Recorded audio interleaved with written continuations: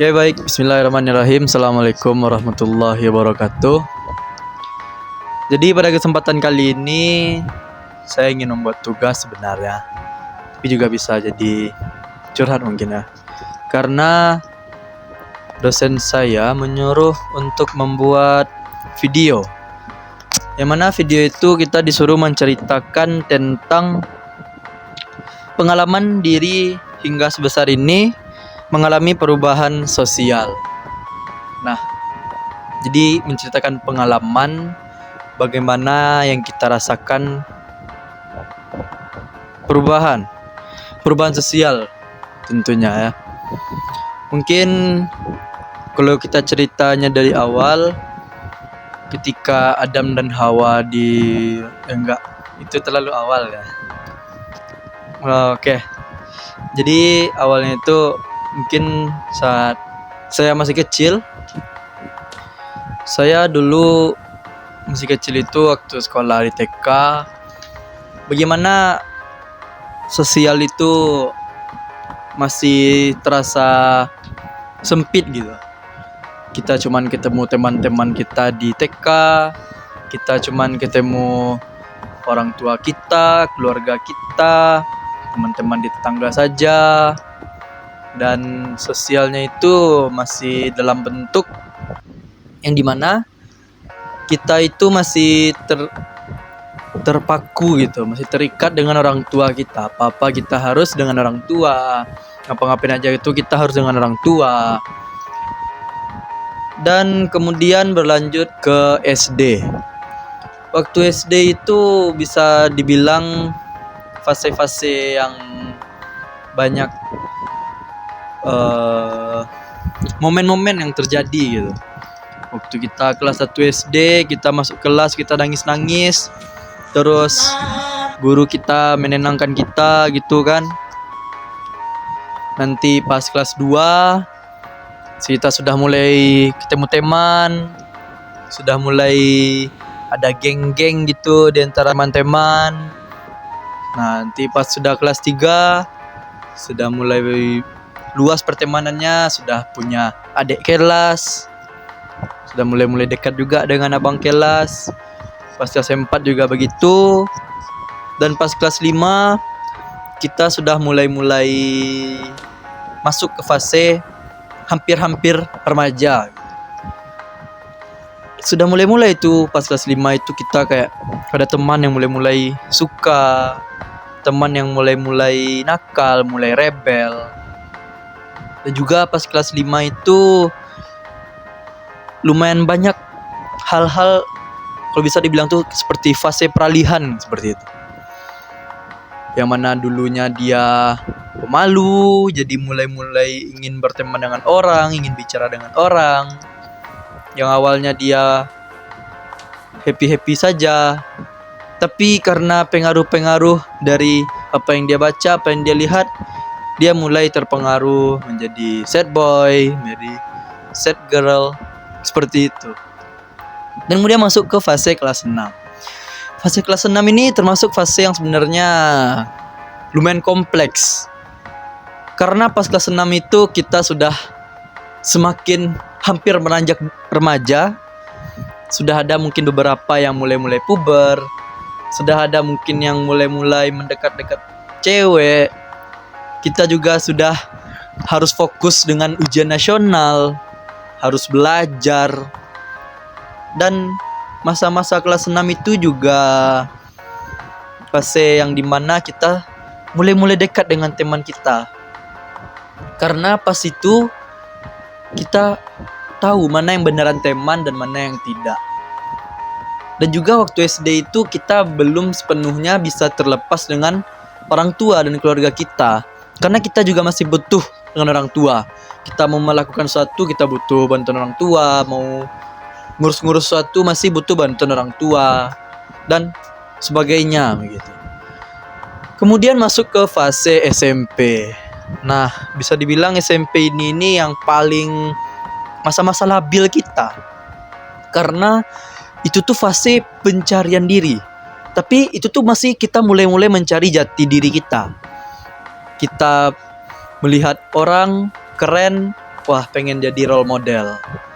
Ada orang yang sekiranya cocok dengan kita, pengen kita tiru gayanya seperti itu.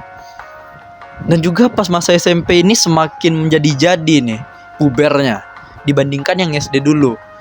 Karena dia semakin sadar bahwasanya perempuan yang dilihat ini cantik gitu. Cowok yang dia lihat ini ganteng gitu.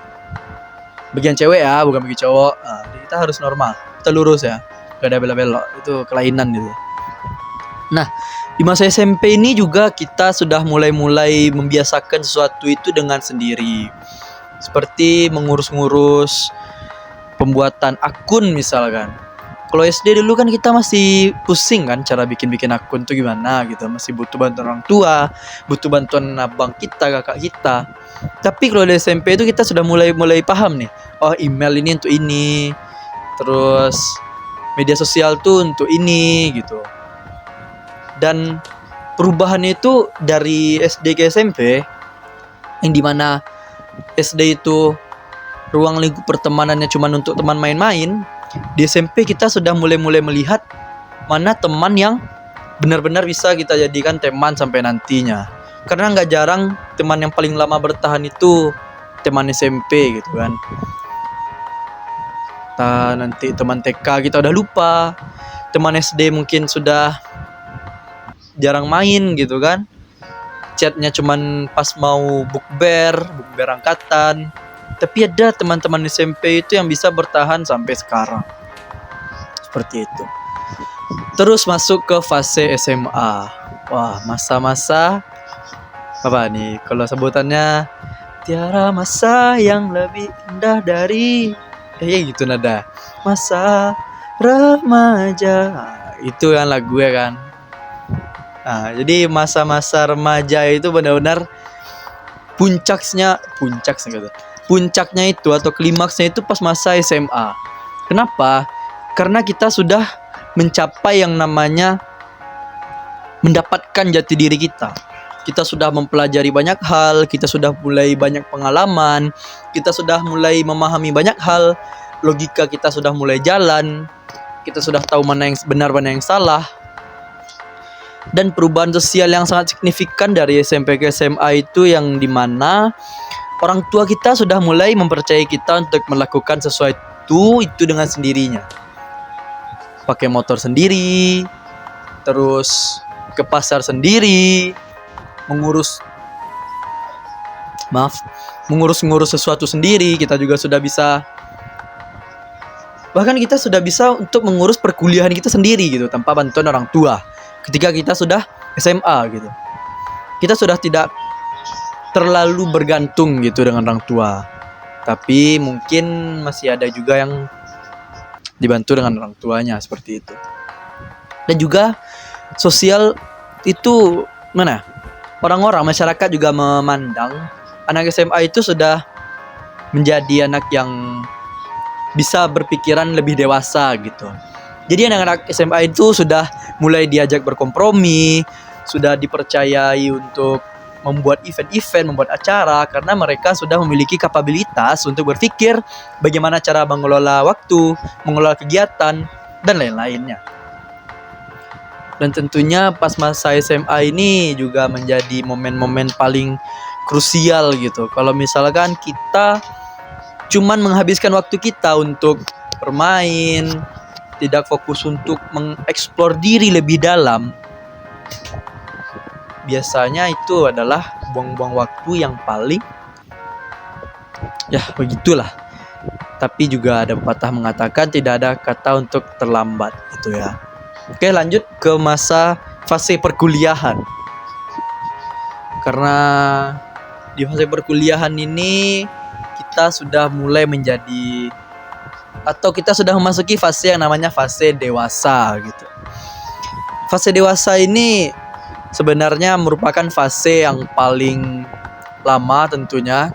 Kita menjadi dewasa itu dari umur 24 sampai umur 60 atau 50 gitu ya.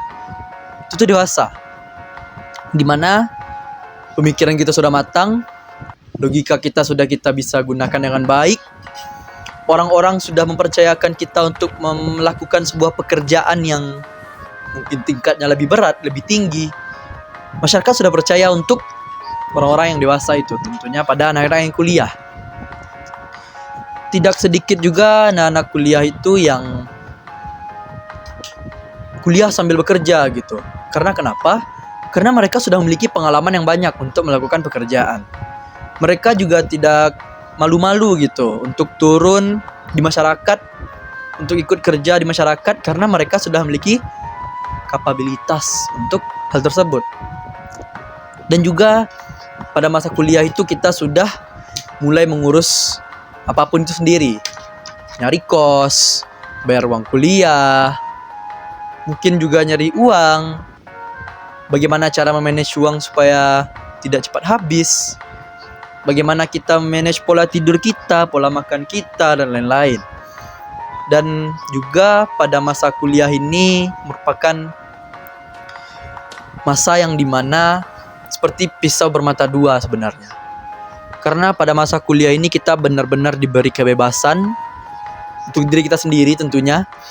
Jika kita ingin mengambil jalan yang salah, maka kita bisa melakukan hal tersebut dengan semuanya kita. Karena tidak ada lagi yang mengekang-ekang kita gitu. Kita sudah melakukan semuanya sendiri.